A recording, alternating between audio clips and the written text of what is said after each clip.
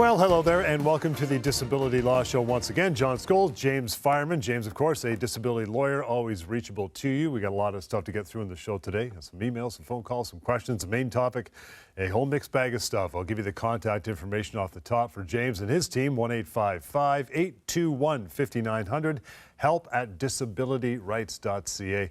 for the email to back it up, a 1-2 punch on that one. Lots to get going today, James. Disability claims and addiction. Quick Q&A in that regard. That's coming up in the second part of the show, but we always start off with something you want to talk about, like a week that was, or a relatable story. Pal, what do you think? Well, I have a story I want to tell. A gentleman who is a viewer of the show was watching about a year ago. He had been on disability for a couple of years and was told by his disability insurer that he was no longer entitled to benefits after 2 years. He was told they'd done a medical review and found that there were no contraindications for him to do sedentary work, and that they had found a few occupations that would fit him, that he would be able to continue with. This did not make a whole lot of sense to him. He was sitting there thinking, I know I can't work. My doctors are telling me that I can't work. This cannot be so. And so he gives us a call. And I get assigned his file, and I talk to him, and there's a case there. So this is the story. This is what he tells me. So Brent's a heavy machine operator, has been for years. That's what he started doing out of high school. He does it well. That's what he knows. Very physically demanding job. About 15 years ago, he's in actually not one but two very serious accidents, winds up having a hip replacement surgery, which for someone who's in a very physically demanding job is significant, and he's off for a while, but comes back. Pushes himself to go back to work. This is what he does. This is how he's able to support his family, by working in a pretty heavy physical job. Goes back to work, works for 6-7 years, but things aren't great. He's working on a reconstructed hip. Big time. He's got orthopedic issues. He's compensating for his issues. Things deteriorate slowly over time. He pushes himself until he cannot do it anymore. Goes on disability leave. And of course, he cannot go to his old job. And his insurer rightfully acknowledges that he can't go back to his old job. Fine. But then after 2 years, he gets this letter. No contraindications for sedentary work, and here are some other occupations. Now, this really isn't adding up. He can't sit for more than 15 minutes at a time by this point. He can't stand or walk for more than 15 minutes without having to change position. And he's got to lie down all the time. So even if he were qualified for a sedentary job, which he's most certainly not. But even if he were, there's no way he would be able to do it on anything close to a full-time basis. He just simply is not at that point, cannot do it. So I look in his file and I figure out what is going on here. Well, the first thing that strikes me is the language used by the insurer in their denial letter. They don't say that their doctors have said he can do sedentary work. What their doctors said was there was no contraindications to doing sedentary work. And if you look that up, that's got a very particular meaning. What that means in a medical context is that if he were doing sedentary work, that would not cause him to get worse on its own. He's getting worse. He's got degenerative conditions. Whether he's doing a sedentary job or not, he's going to continue to get worse. The doctors aren't saying that he's capable of doing sedentary work. All that means is that if he were doing sedentary work, it wouldn't accelerate the speed of his deterioration. To which I say, who cares?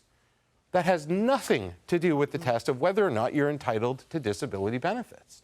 The test is whether or not you are capable of doing, at this point, any other occupation that he's qualified for by training, education, or experience, which certainly he was not physically capable. And as I discussed, this is someone who, since high school, has been working heavy physical jobs.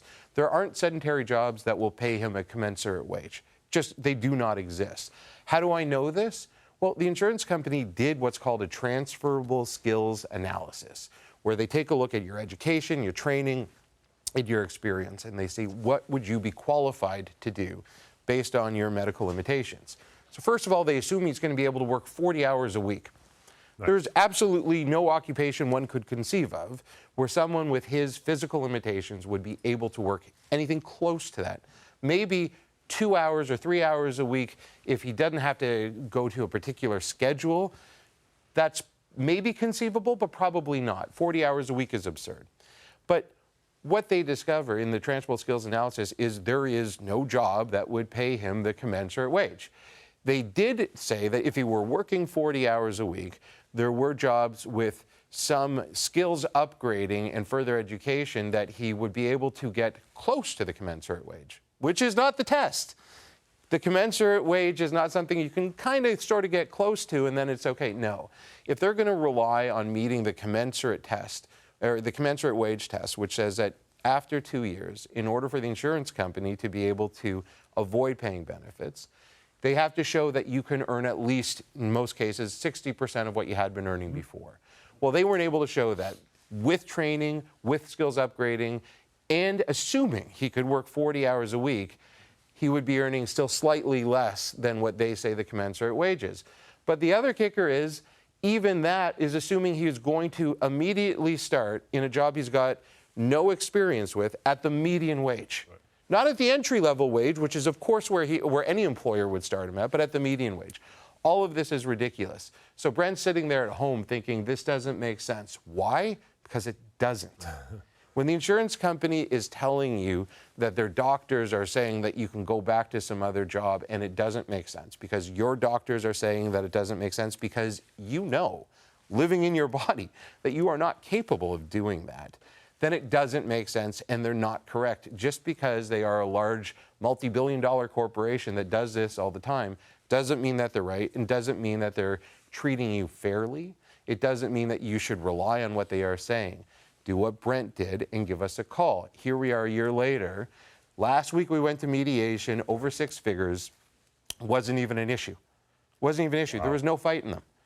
They knew they were wrong, and they knew they had significant exposure to punitive damages because of bad faith. And clearly there was bad faith there. This was obvious on the face that they were taking liberties here. Every treating doctor was saying this is not someone who's capable of any competitive employment. They knew it. They just tried to manufacture a basis for a denial. That's it. Do you know how old he is? He's in his mid-40s, so he's got a while. Right. Yeah. But he can't work, regardless. That's right? it. This is it for him. So, if he had just accepted that, there's no way back. There's nothing else he can rely on. Good job. Yeah. Yeah, it worked out well for him. So he's done now. He's off. You've settled everything, and we're good to go. It's been resolved, and more than likely money will be in the new year, because the insurance company tends to be a little bit slower on the paying part. But gotta love it right there. PocketDisabilityLawyer.ca. There's a website you can use. It explains the functions of how possibly, if you have a case, if you need to carry on with James, PocketDisabilityLawyer.ca. It takes like 30 seconds to run through a bunch of basic questions. It's all anonymous. You can do it anytime you would like. And at the end it says, oh, maybe I should give James and his team a call. Or it'll say, you know what? Don't bother. You don't have to. So carry on either way. PocketDisabilityLawyer.ca to take care of that. Let's get to an email. Keep sending them along, by the way. They will get answered, at least answered all the time. Maybe not on air, but we'll answer them all the time. help@disabilityrights.ca. James Valentina, first on the show today, says this. After being on STD for many months, my treating psychiatrist determined that I was still unable to return to work. However, after applying for LTD, my claim was denied. I have the option to appeal, James' favorite part. But I know that appeals can be drawn out and fruitless. Do I have any other options? Great questions, Valentina. What do you think? I love that Valentina already is describing appeals as drawn out and fruitless. Valentina, I trust that you've watched the show before. That is a very succinct way of describing what the appeal process is, what the benefit of it is, which is virtually nil. The appeal process, if you were to look in your policy, which I encourage everyone who's in the disability insurance process to do. Get your policy, take a look. What you will discover when you look for the appeal process is that it's not there. There is nothing in the policy about the appeal process. Why? Because the appeal process isn't a mandatory part of the disability insurance process. It is not something that is required to be there if you are denied your benefits.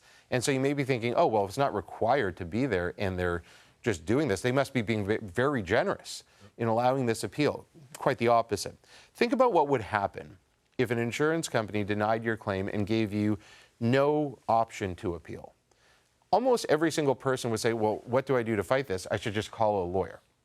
That would be the natural process, which is the one thing the insurance company does not want you to do. Because as soon as you start litigation, as soon as you hire a lawyer and put it in the court system, the insurance company loses control of the process, and that is something they never want to see happen. As long as they're in control of the process, they can be as unreasonable as they like. they can interpret the policy in any way that suits their end game, which is to cut off your claim, deny benefits as quickly and as often as possible. So when you call a lawyer, that's the last thing that they want. And so in the denial letter, when they call you or when they send you the letter, they are going to give you this separate path. And this path is what they call the appeal. The appeal is not something where you're drafting new documents or you're having your doctors provide you with a summary of the information. It's being sent to some independent person who's going to look at it with fresh eyes for the first time and provide you with a fair and impartial result. That's not the way it works. It sounds like it is. It's not. You're sending the same information to the same people who have already made the same crappy decision because it's what they wanted to do in the first place. And if you think that doing it again is going to change the result, ask yourself why. Why would the insurance company change their decision based on what you are intending to give them? If what you're giving them is the same information more or less that they already have, and you know the insurance company doesn't want to pay your benefits, why do you expect that they're going to change the result? They have no incentive to do it. Their incentive is to make money. That's it. They're a corporation. And that's fine. I don't begrudge them that. But you should understand, if you're in the process, that the insurance company is there to make money. And the way they do that is by paying benefits less, by cutting off claims as quickly as they can. And when they find a justification to do that, it's going to be really, really difficult to knock them off of that. They're not going to do it just because your doctor has given an impassioned plea in their letter saying, no, really, look at these notes that I've already sent you. This person is really disabled. If they already have their justification, then changing their mind is nearly impossible unless you're providing them with information that fundamentally changes what they understand. Sure, if you apply and they deny, and then all of a sudden there's a test that comes back and says, well, it's actually cancer. Mm-hmm. Okay, that's new information. The insurance company will look at that. Hopefully, they will consider it properly and change their view on it, assuming you are in fact disabled. But short of something like that, short of something that fundamentally changes what the insurance company understands about your condition, you can't expect that they're going to change their mind and reverse and start paying your benefits. It's just not in their interest, and they have no incentive to do it.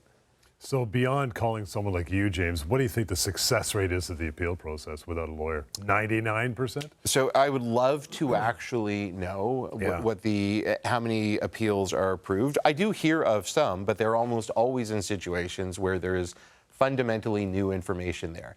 Now, sometimes you do see it where there has been a denial very early on in the application process before all of the medical documents have been submitted, even though the situation hasn't changed. If the insurance company legitimately doesn't have all of the information and they say, okay, well, we're denying your claim, but you can appeal, that's one situation where it might make sense if they actually just don't have all of the information yet. But that's still more or less the same bucket I was talking about before. You're fundamentally changing their understanding of it by providing them the full scope of information. If you are appealing and giving them the same information they already have, just worded differently, they're not going to change their mind. Is the appeal already laid out in the process with the insurance company meeting, unless it's a completely blatant, obvious case that you're never going back to work and they're either going to cut you off or not approve you? Is it just another link in the chain? Like, it's coming, the appeal's coming, don't worry, everybody gets the same thing, you know what I mean? It certainly feels that way. Right. It certainly feels as though it's just a predetermined part of the process. Yeah, that's and what I you mean. do the appeal and then you... There are certain situations, if you're in a union, you got to be careful because there are some unionized employees that actually are required to appeal, but those are mostly the exception. If you're not in a union, you certainly do not have to appeal, and I wouldn't recommend it. Disability claims and addiction Q&A, that is up next. I mentioned the main topic of the show. We have one every week. That is what's coming up on the other side. In the meantime, reach out to James and his team. Have that conversation. 1-855-821-5900. Back it up with that email, help@disabilityrights.ca. We'll continue more of the Disability Law Show. Hang in there. People think contractors aren't owed severance. EmploymentLawyer.ca says that is a myth. Many contractors are actually employees and are entitled to full severance pay. Always check with the employment lawyer first at EmploymentLawyer.ca. How do you force insurance companies to pay long-term disability claims? Insurance companies deny legitimate claims all the time. They're playing the odds. they know that most people are just going to walk away. Your insurer may ignore you, they may even ignore your doctors, but they can't ignore us. We know how insurance companies work. We know their weaknesses. We know how to use the legal process to force them to pay you what you're owed. Go to disabilityrights.ca. Discover your rights, fight back, and get what you're owed. People think you are only owed 2 weeks' pay when you lose your job. EmploymentLawyer.ca says that is a myth. You may be owed much more than 2 weeks per year. Don't settle for less. Always check with the employment lawyer first at EmploymentLawyer.ca.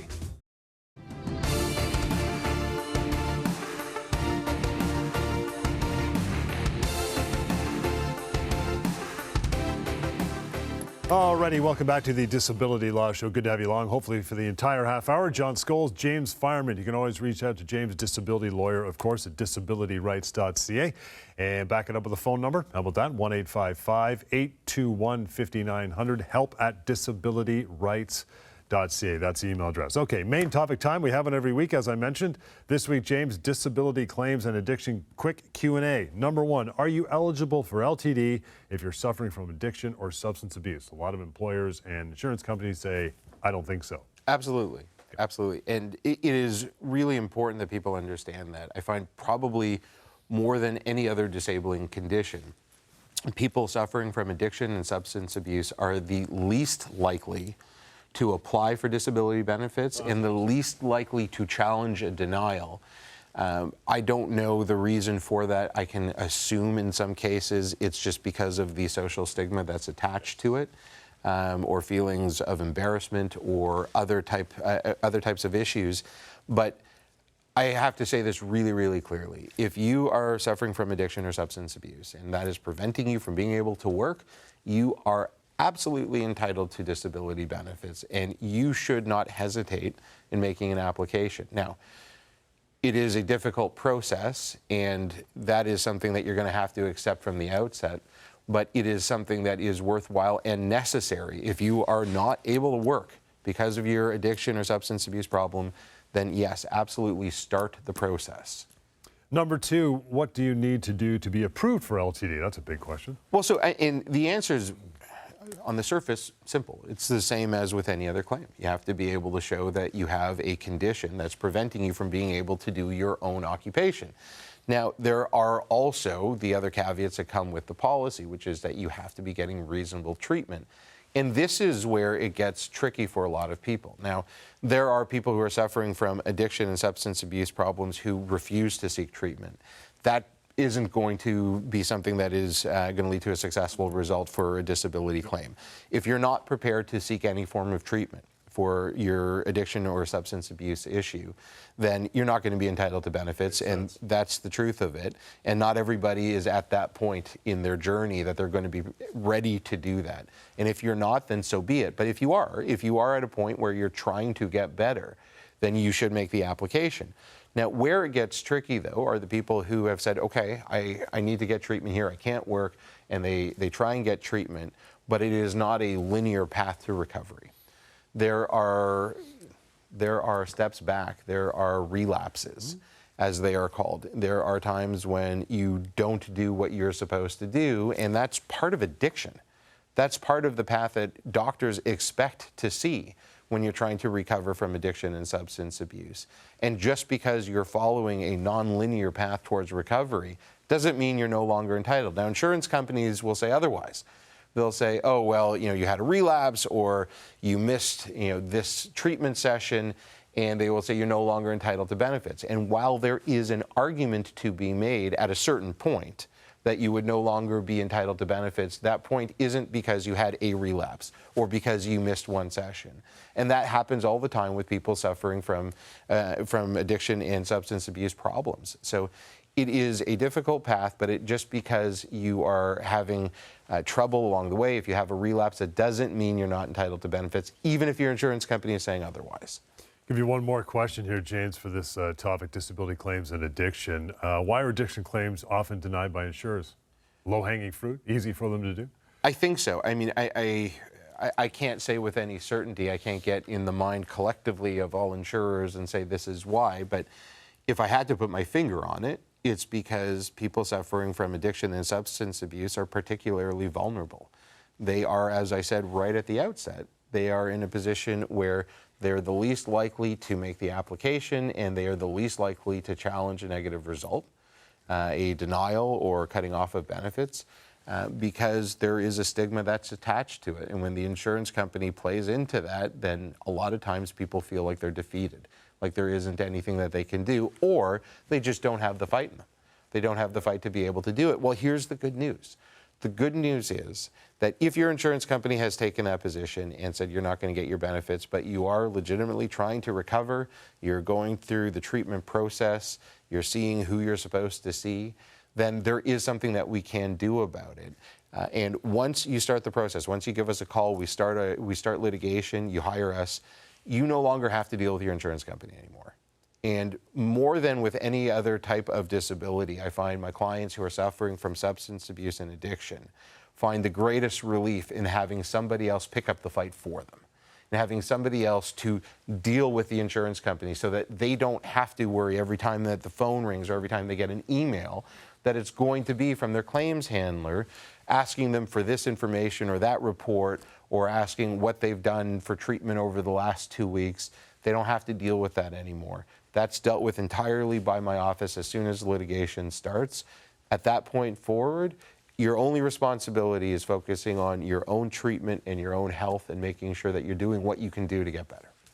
And we'll take a short break. We have time for more of your questions. I'm going to go to a website which is also free and anonymous. Another pipeline for you to get in touch with us. That is mydisabilityquestions.com. That is on the way on the other side of the break here in the Disability Law Show. Stay with us. People think you have to sign back a severance offer by a deadline. EmploymentLawyer.ca says that is a myth. Deadlines are used as a pressure tactic. Make sure the offer is fair before you sign. Always check with the employment lawyer first at EmploymentLawyer.ca. Can insurance companies deny long-term disability claims for mental illness? When you're suffering from a mental health disability, insurance companies just don't understand. But we do. They can absolutely not force you back to work. If your doctors say you are not ready and you know you're not ready, they cannot make you go back to work.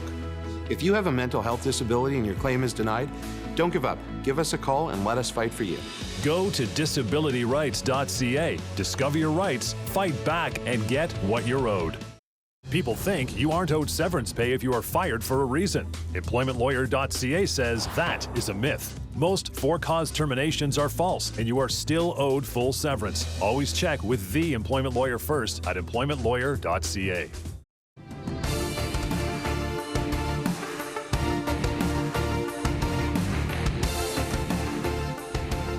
Alrighty, welcome back. Disability Law Show. I'm John Scholes. He is James Fireman, disability lawyer, always reachable by phone and email and otherwise. 1-855-821-5900. Help at disabilityrights.ca. Another way you can reach out with your questions, it might appear on the show. Actually, mydisabilityquestions.com. It's free and anonymous. From it, here's our first question for this show. James says, I have vestibular dysfunction causing frequent falls and was recently diagnosed with fibromyalgia and chronic fatigue. Despite regular visits to a chiropractor and osteopath, I haven't seen any improvements over the past year. I worry that many of my symptoms might be considered subjective. Do I have any chance of being approved? Certainly you have a chance of being approved. What I bumped on in this email was the treatment from the chiropractor and the osteopath, and I would never in a million years make any medical recommendations about who you should be seeing or what kind of treatment you should have. It's certainly not my expertise. But what I will say is, from a legal perspective, if you are relying entirely on a chiropractor and an osteopath, that's not going to be given as much weight as it would if it were coming from a doctor, from an orthopedic surgeon, or whomever. I'm not telling you that's right. I'm not telling you it's how it should be at all. And I'm by no means suggesting that the treatment that's being provided by Lawrence's chiropractor and osteopath is improper in any way. In fact, it may be the best treatment for him. But what I am saying is, if there isn't a GP at a minimum, but perhaps even a specialist on top of that, that has MD at the end of their name, it will make the application process more difficult. Now, if there are objective conditions that are added on to that, it does make it easier, but this is what he's getting at here. This is what Lawrence is writing about, that he's worried that the conditions are subjective and that he might not be able to be successful in bringing the application. And it's a fair concern for the reasons I outlined. Having a subjective condition doesn't mean you're not entitled to benefits. Mental health conditions are invariably going to have a very high degree, if not entirely, be subjective in nature. So that the basis of the disability here is subjective chronic pain does not mean you're not entitled to benefits. The Supreme Court has said very clearly chronic pain is a compensable disability. You are absolutely entitled to benefits if it's based on a subjective condition, but you still have to prove it. Yes. You still have to show that there is medical support that you are disabled from your own occupation, and that is where having someone with MD at the end of their name really can be helpful. If your condition is entirely subjective, then the qualifications of your treating professionals matters more. Right. Should it be that way? Maybe not, but it is the way that it is. So keep that in mind. And when you're going to, hopefully you do have a family doctor, when you're going to your family doctor, ask your family doctor whether it would be appropriate for you to be referred to any specialist for your condition. I'm not saying it would or wouldn't be, but your family doctor is in a better position to be able to comment on that. And if your family doctor agrees, then that is another feather in your cap that will make your claim that much stronger. If in addition to having the chiropractor and osteopath, there is also a specialist that says, yeah, Lawrence has this condition and the functional limitations as a result of the chronic pain are going to be such that he's not going to be able to work. Yeah. Let's get to Sarah. One more email to wrap up the show. Says, guys, I'm on short-term disability through my company. Due to severe anxiety and depression, my illness began after a long period of bullying and harassment by a coworker. However, the symptoms hasn't diminished even though I've been off work. Could my long-term disability claim be denied if the insurance company determines that my illness is hereditary? Wow. That did take a turn. I wasn't expecting that email to go there. So whether or not Sarah's condition is hereditary, does that have an impact on the claim? And the short answer is no. Having a hereditary condition matters not. So I gather what Sarah's getting at is if she's got a family history of anxiety and depression, which is what is her issue now. And that would have no impact on whether or not she might be entitled to her benefits. If she were having issues with anxiety and depression before she became covered for disability insurance, and if she had the claim within the first year of that coverage, then there could be an issue. That's called a pre-existing condition. But pre-existing conditions only matter if you wind up going on medical leave because of that condition within the first year of your disability coverage. And typically that means within the first year of starting a job that is providing you with the group benefits that includes your disability insurance. So as long as you go past that first year, whatever is in your history, whether it's your family history or even in your past from a medical perspective, is entirely irrelevant. So you don't really need to worry about it. Now, there's another part in here that I'm bumping on as well, too, which is a part about this being the result of bullying and harassment by a coworker. And oftentimes that's going to be characterized as a toxic work environment. And when insurers see that, they will very frequently deny out of the gate, saying, okay, this isn't a disability issue. It's a work issue. It's a work issue. Deal with your employer on that. Well, here's the thing. Even where it's caused by a toxic work environment, if you have depression and anxiety and it is generalized, in other words, whatever triggered it, if it is now at a point where your condition is preventing you from going back to your occupation, not your job with your employer, but your occupation with any employer, if you can no longer work because of this condition, then you're entitled to benefits, regardless of whether it was triggered by a toxic work environment or a bully. If you have any other concerns from the employment context, you contact Leor and our employment team.